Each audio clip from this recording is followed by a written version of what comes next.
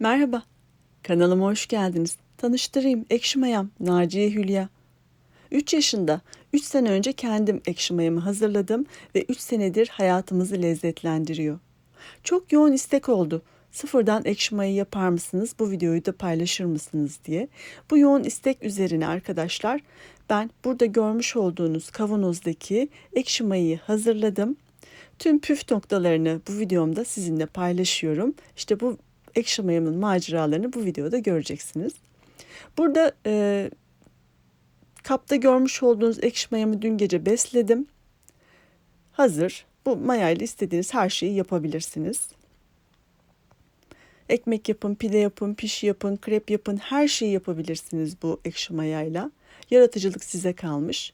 Ayrıca bu hazırlamış olduğum ekşi mayadan, yeni hazırladığım ekşi mayadan bu görmüş olduğunuz Ramazan pidesini yaptım. Evet, ekşi mayalı Ramazan pidesini yaptım. Arkadaşlar kendim yaptım diye söylemiyorum. Gerçekten bir lezzet farkı var. Çok güzel oldu. Ben normal instans maya ile de pide yapıyorum. Zaten YouTube kanalımda orijinal Ramazan pidesi garantili ve tam ölçülü olarak tarifim yayında, oradan izleyebilirsiniz. Ama ekşi mayalı Ramazan pidesi arasında çok bir lezzet farkı var.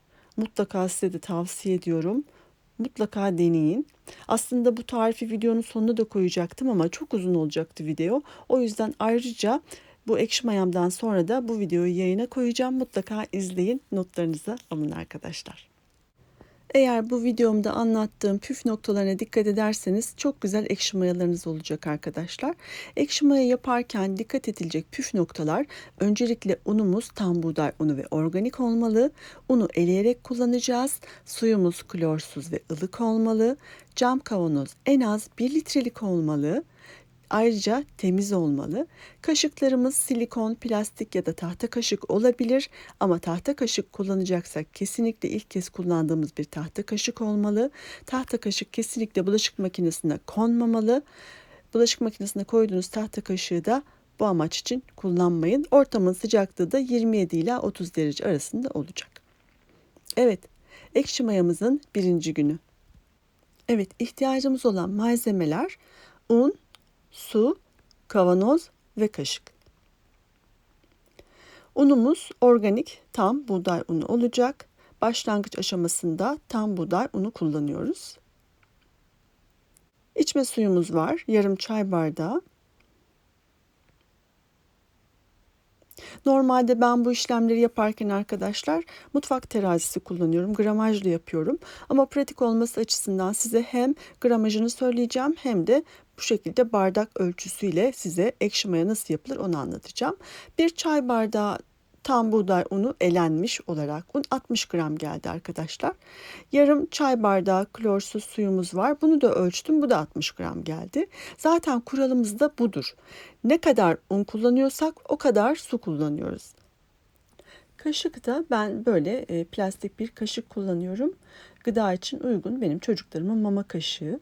Evet, böyle bir 1 litrelik cam kavanozumuz olacak. Mutlaka sıcak sudan geçirmeliyiz. Gayet temiz olması gerekiyor. Hadi başlayalım.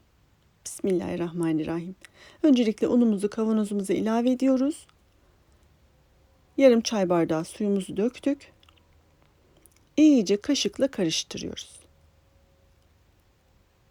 Cıvık bir hamur elde edeceğiz.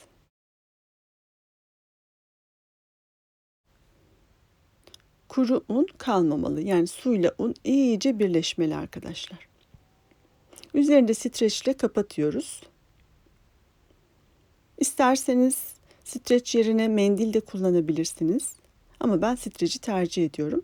Üzerine kürdanla 15-20 delik açıyoruz. Çünkü hava alması gerekiyor. Bunu uygun bir ortamda muhafaza edeceğiz. Oda sıcaklığında duracak. Şimdi ekşi mayanızın oluşmasını etkileyen faktörler var. Bunlardan en önemlisi ununuzun cinsi, ortamın ısısı ve evinizdeki ortamdaki bakteriler mayanızın oluşmasını, süresini etkileyecek. Evet, ekşi mayamızın ikinci günü. Gördüğünüz gibi gayet güzel köpük köpük kabarmış. mayamız çalışmış. Gördüğünüz gibi yan taraftan da baktığınızda kabarcıkları görüyorsunuz.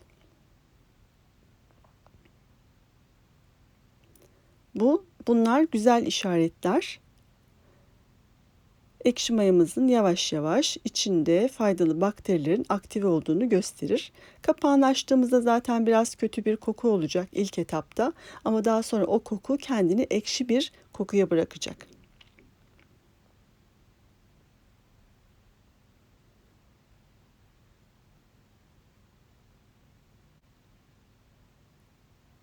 Evet, doğru yoldayız. Ekşi mayamızın ikinci gün beslenme saatine geldik. Yarım çay bardağı suyumuz var. Kavanozumuzun içine koyuyoruz. Güzelce karıştırıyoruz.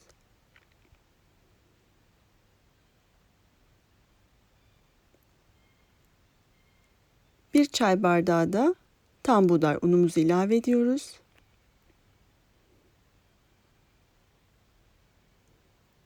Güzelce karıştırıyoruz.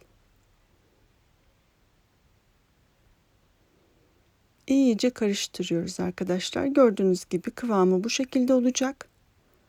Kek hamurunun kıvamından biraz daha yoğun olabilir.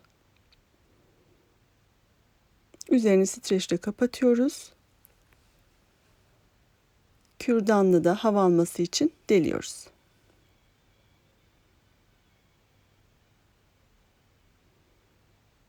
Ve sıcak bir ortamda mayalanması için bekletiyoruz. Ekşi mayamızın 3. günü. Yine güzel bir görüntü. Yine keyifle seyrettiğim bir görüntü. Böyle köpük köpük bir hali var. Doğru, güzel çalışmış gene bakteriler.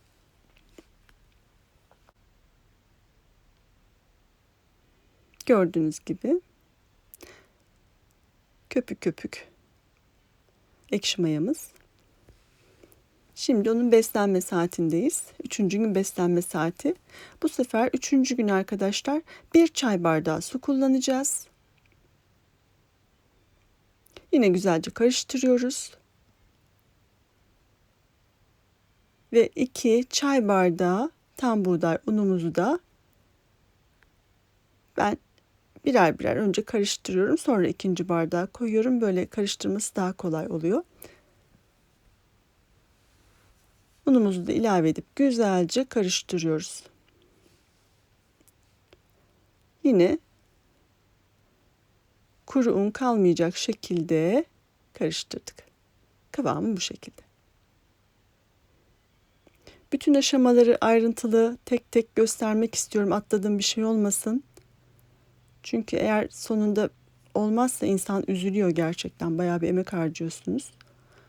Üzerini de kapattık. Yine deliyoruz kürdanla. Yine oda sıcaklığında sıcak bir ortamda bekletiyoruz. Bu beslenme saatinden 6 saat sonraki görüntü. Burada da bayağı bir kabarmıştı ama ben o kısmı çekmeyi unutmuşum. Çünkü bir süre sonra kabarıyor ve sönüyor. Şimdi ekşi mayamızın 4. günündeyiz. Evet, böyle bir sürprizle uyandık. Gördüğünüz gibi bu streçin üzerinde kürdanla deldiğimiz deliklerden mayamız yukarı kadar kabarmış, taşmış kavanozumuzun dışına. Burada baloncukları görüyorsunuz. İçinde tabii daha büyük baloncuklar var. Benim çok kepekli bir un olduğu için bu şekilde görünüyor. Bakın sizin yanınızda ilk kez açıyorum. Şimdi arka planda ses olmasaydı mayanın sesini duyacaktınız. Sesler geliyor. Cızır cızır sesi var arkadaşlar. Güzel çalışmış gene mayamız ve bakteriler. Yani şu aşamada bir ekmek yapabilirsiniz yani. Şimdi ekşi mayamızın 4. gün beslenme saatindeyiz. Burada da yine aynı şekilde 1 çay bardağı su kullanıyoruz. 2 çay bardağı da tam buğday unumuzu kullanıyoruz.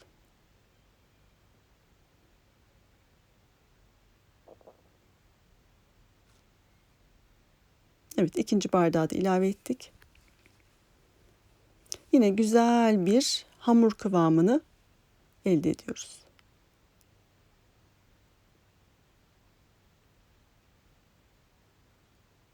Evet, kıvamı bu şekilde.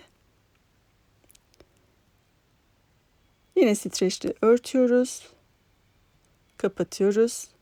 4. gün beslenmenin özel bir tarafı var. 6 saat oda sıcaklığında duracak. 6 saatin sonunda da buzdolabına kaldıracağız arkadaşlar. Sebebi de çok fazla dışarıda kalması patojen bakterilerin üremesine sebep olabilir. Bu da mayamızı bozar. O yüzden buzdolabına kaldırıyoruz. Ve 5. gün ekşi mayamız. O gün beslenme yapmıyoruz. 6. gün ekşi mayamız. Bugünden itibaren ekmek, pide, krep, pişi ne istiyorsanız yapabilirsiniz arkadaşlar. Şimdi yine onu besleyeceğim ben. Ama bunun yarısını alacağım. Çünkü çok fazla un alır. Bunu istemiyorum. Bunu bakın görüyorsunuz. Çünkü bu şişiyor, mayalanıyor, kabarıyor, tekrar sönüyor. Söndüğü zaman da beni besleyin artık diyor. Şimdi bu mayamızın yarısını ben ayırıyorum. Bunu krep yapacağız. Hiçbir şeyi atmıyorum arkadaşlar. Genelde tariflerde atın derler ama ben atmıyorum. Bunu da yarın krep yapacağız. Çok güzel kokuyor arkadaşlar. Çok güzel bir kokusu var. Tam istediğimiz ekşi maya kokusuna geldi. Yine beslemek için 1 çay bardağı suyumuzu kullanıyoruz.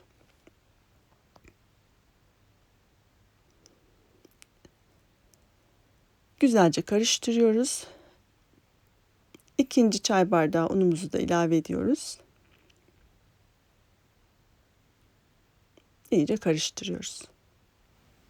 Bu aşamadan sonra ekşi mayamızla ilgili nasıl beslemeliyiz, beslerken nelere dikkat etmeliyiz, kaç günde bir beslemeliyiz, mayamızın tutup tutmadığını nasıl anlarız, su testi nedir? Bununla da ilgili videom var. Bu videonun açıklamalar kısmına linkini koyacağım. O videoyu da izlerseniz daha ayrıntılı bilgiler elde etmiş olursunuz. Peki bu aşamadan sonra ne yapıyoruz?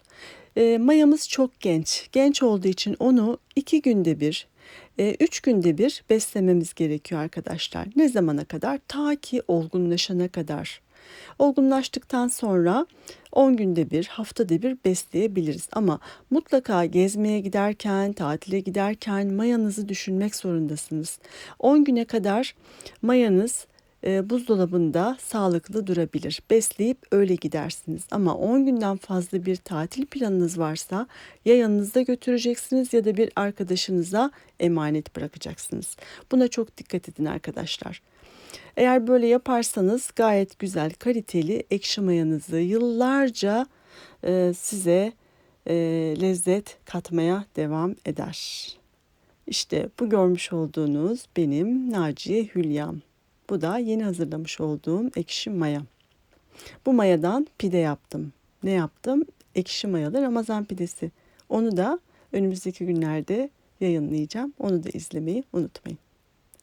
Umarım videoyu beğenmişsinizdir. Beğendiyseniz beğen tuşuna, abone olmadıysanız abone olmayı unutmayın arkadaşlar. Sevgiyle kalın, hoşça kalın. Bu arada mayalarımızın ağzınızı kapatıp öyle buzdolabında muhafaza ediyoruz.